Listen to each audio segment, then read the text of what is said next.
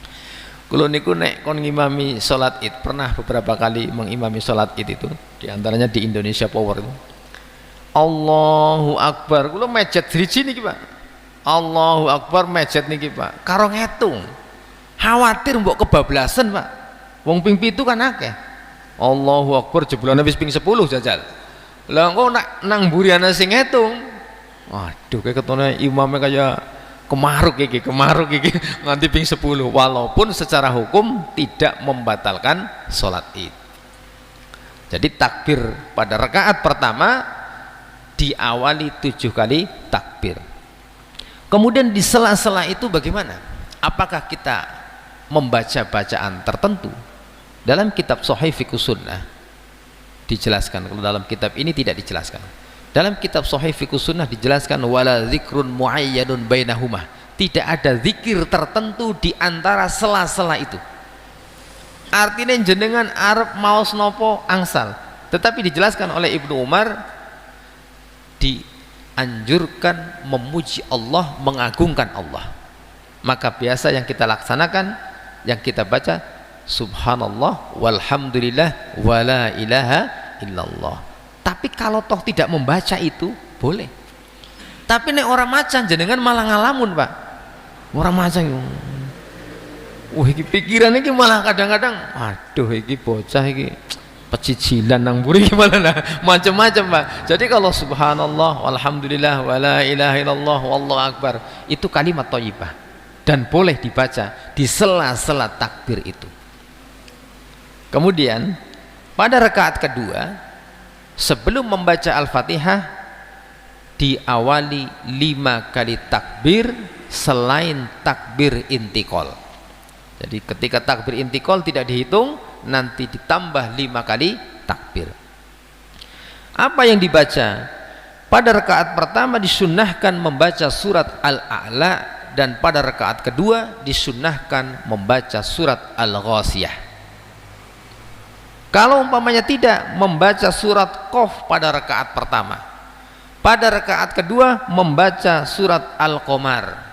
Loh kok kedawan? Ya jadi waca kabeh wong selekar pada badan ya. Jadi nek ngimami gue ora usah kedawan banget melasi. Waduh, kalau terlalu panjang kasihan ini. Walaupun sebenarnya di antara ciri kefakihan seseorang itu khutbahnya pendek kalau mengimamin panjang Pak. Nah, kalau sekarang kan banyak yang khutbah pendek terus ngimami pendek juga Pak. Nah itu karena pas-pasan lah. Atau kadang-kala nek khutbah moler-moler Pak, moler-moler kayak orang tuh dicekeli mic, sekali nyekel mic masya Allah moler-moler. Mosok khutbah yang ada setengah jam mana iki sing nang mburi kan iki khutbah apa pengajian iki jane. Nah, jadi singkat, padat, berisi. Jadi membaca surat Qaf dan surat Al-Qamar.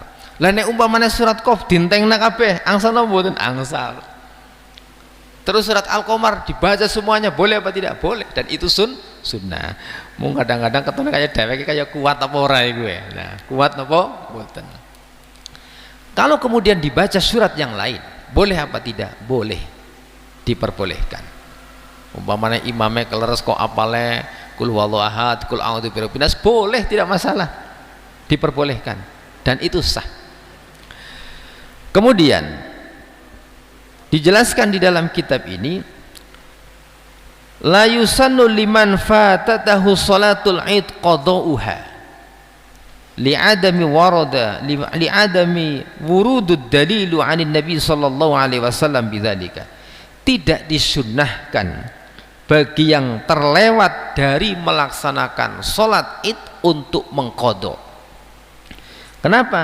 Karena tidak adanya dalil dari Nabi Shallallahu Alaihi Wasallam tentang hal itu, yakni tentang qadha sholat id. Wali annaha sholatun zati ijtima' muayyan, fala tusra'u illa ala hadzal wajhi. Dan karena sholat id itu adalah sholat yang dilaksanakan ketika berkumpul. Sholat id itu sholat yang dilaksanakan secara beramai-ramai, bersama-sama, bukan munfarid. Lah coba umpamanya iki wonten tiyang keleres telat sholat id Pak, Qadarullah turu wengi-wengi takbiran tekan esuk ya. Ngeliyep sedela bablas begitu arep mangkat salat Id kancane pada mangkat malah ngeliyer ngasih oleng ya. Begitu tangi wis rampung. Nek kodok salat Id dhewekan ya pripun. Nah, dhewekan Allah salat Id mamane iki. Lah, maka tidak disunahkan untuk mengkodok. Walaupun ada sebagian ulama yang memperbolehkan mengkodok salat Id. Karena kalau kitab ini menjelaskan minimal sholat Id itu 3 orang, maka bukan sendirian. Kemudian sunnah hari raya yang pertama dijelaskan ayusannu an tuaddi sholatul Id fi makanin barizin wa wasi'in kharijal bilad. Disunnahkan melaksanakan sholat Id di tempat yang terbuka, tempat luas di luar bangunan.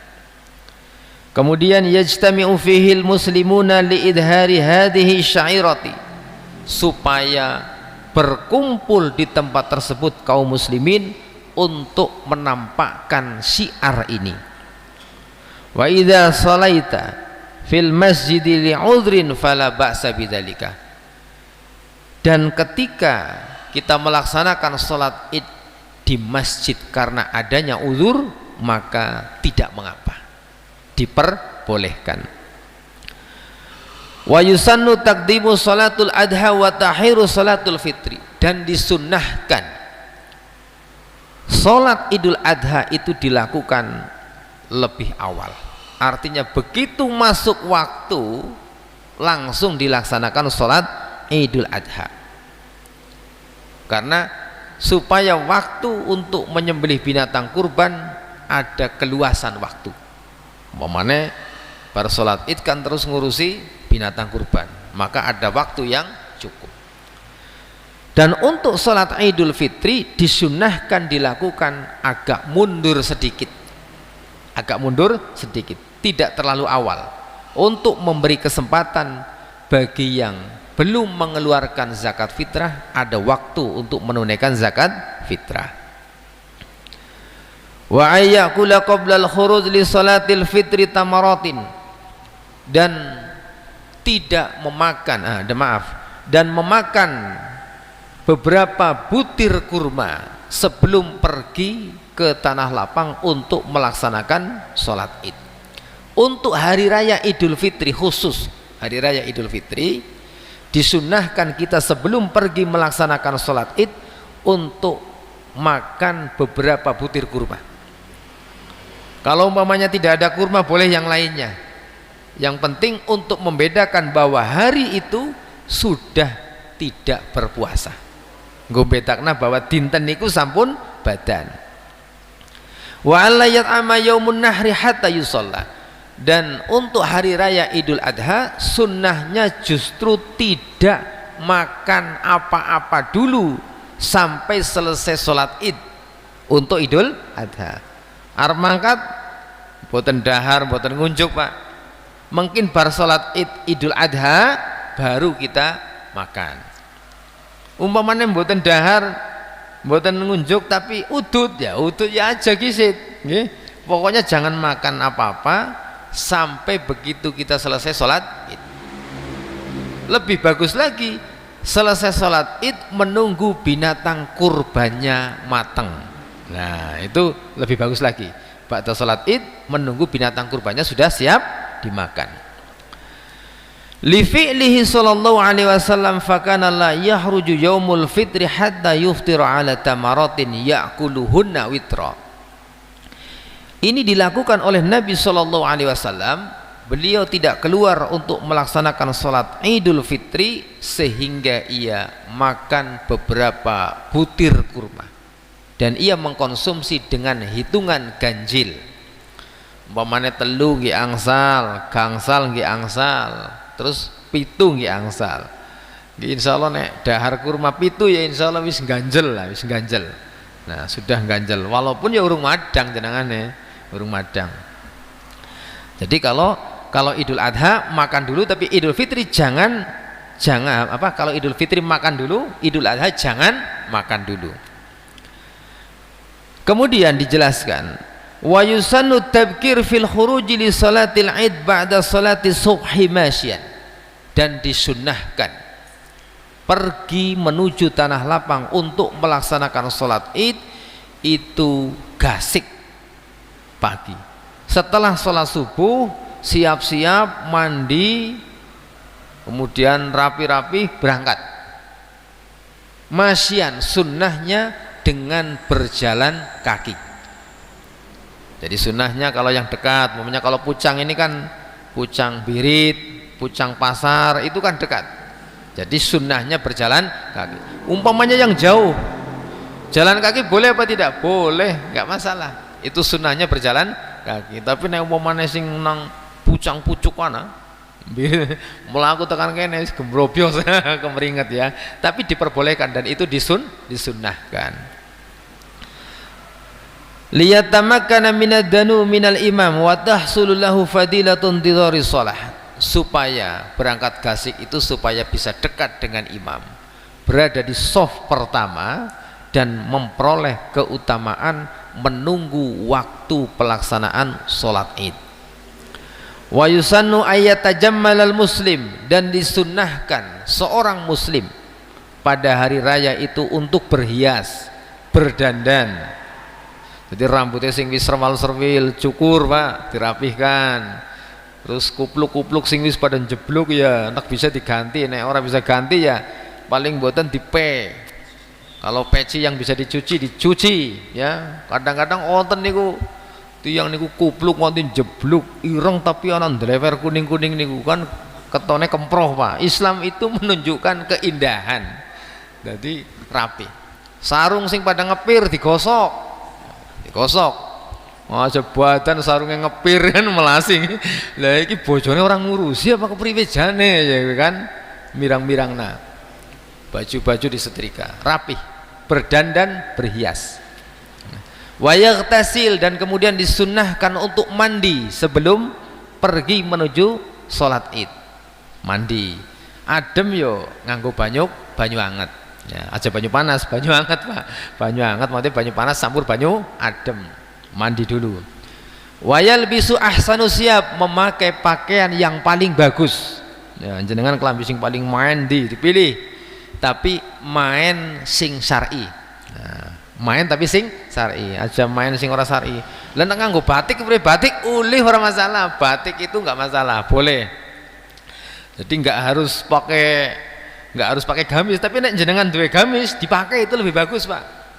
Itu menampakkan dan mengamalkan sunnah apa? Sunnah surah ya, memakai gamis. Wah tapi yang orang duwe gamis kan duwene sarung, ya wis nganggo sarung ora apa-apa, pakai sarung ya, pakai pakaian yang terbagus yang syar'i. Terutama juga kalau ibu-ibu pakaian yang indah bagus dan syar'i. Alhamdulillah nek seniki wong wedon muslimah niku wis kelambine syar'i kabeh Pak. Nek kondangan, nek pengajian syar'i insyaallah. Tapi beda ngono lagi becer pada ucul kudunge Pak. Lah niku repote. Arep dolan ngene tanggane ya kudunge pada ucul. Nah, diingatkan. Memakai pakaian yang terbaik. Kemudian wayatatoyabah, dan memakai minyak wangi. Ini bagi laki-laki. Kaum Adam disunnahkan memakai minyak wangi. Jadi umpamanya sing urung tuku minyak wangi, nggih. Umpamanya kok enggak punya minyak wangi, sudah mepet malam hari raya nyari minyak wangi enggak ada, ya sudah pakai apa yang kira-kira wangi? Kispray diwadahi semprona ces, wangi Pak. Insyaallah supaya bau harum. Nah. Lah ibu-ibu bagaimana? Ibu-ibu kalau keluar rumah justru sebaiknya tidak memakai minyak wangi. Jadi keluar rumah jangan memakai minyak wangi. Kalau di rumah wangi, bukan dibalik.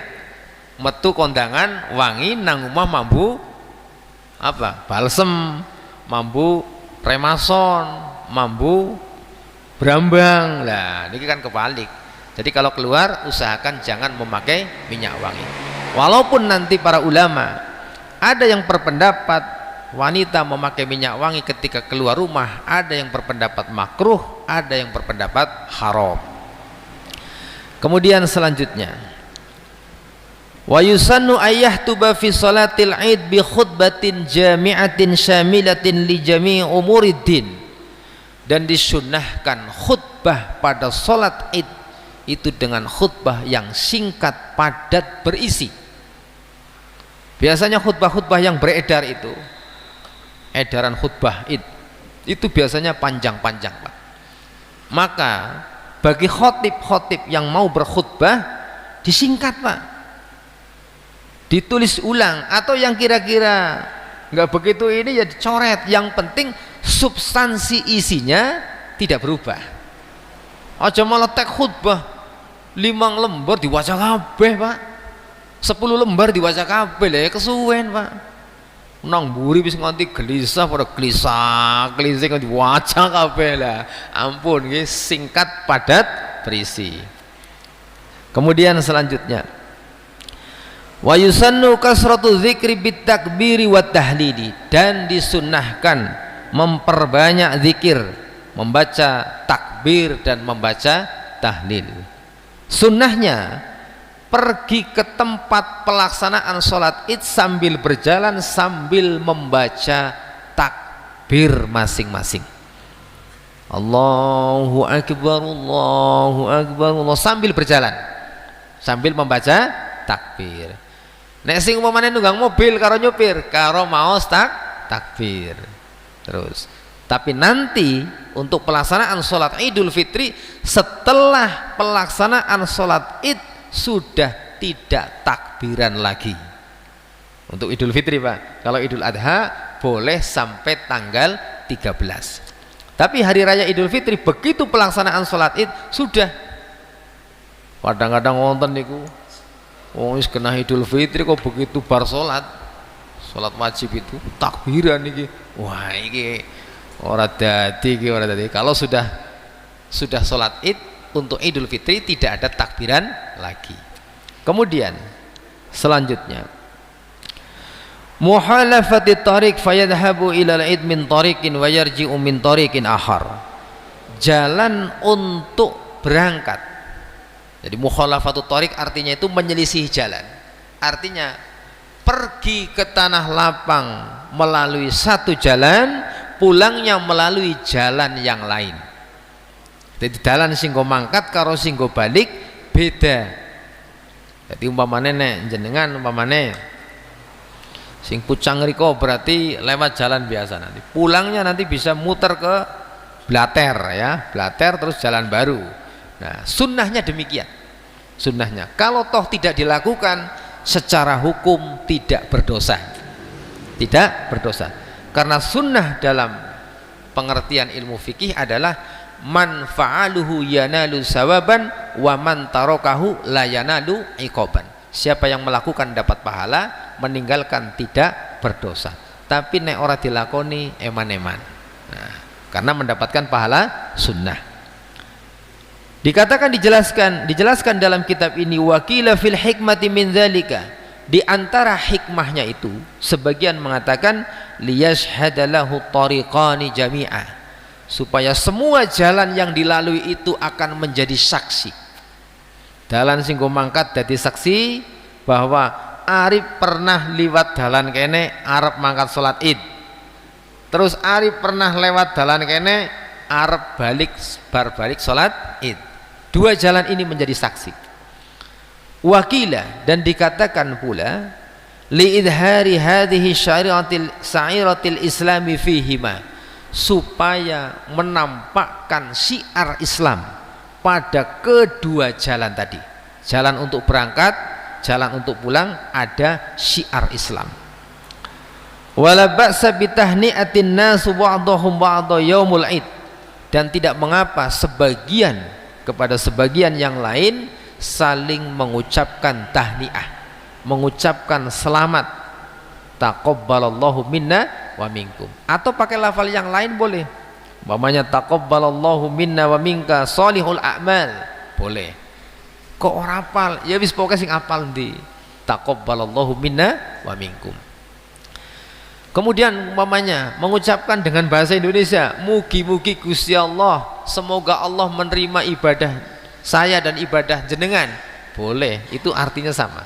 tapi utamanya dihafalkan. Taqabbalallahu minna wa minkum, insyaallah bisa hafal kabeh, ya kan? Kemudian jawabnya bagaimana jawabnya? Boleh Anda jawab amin, boleh Anda jawab wal makbulin, boleh Anda jawab minal aidin wal faidin, boleh sak konduripun, boleh. Sak konduripun itu artinya pada-pada.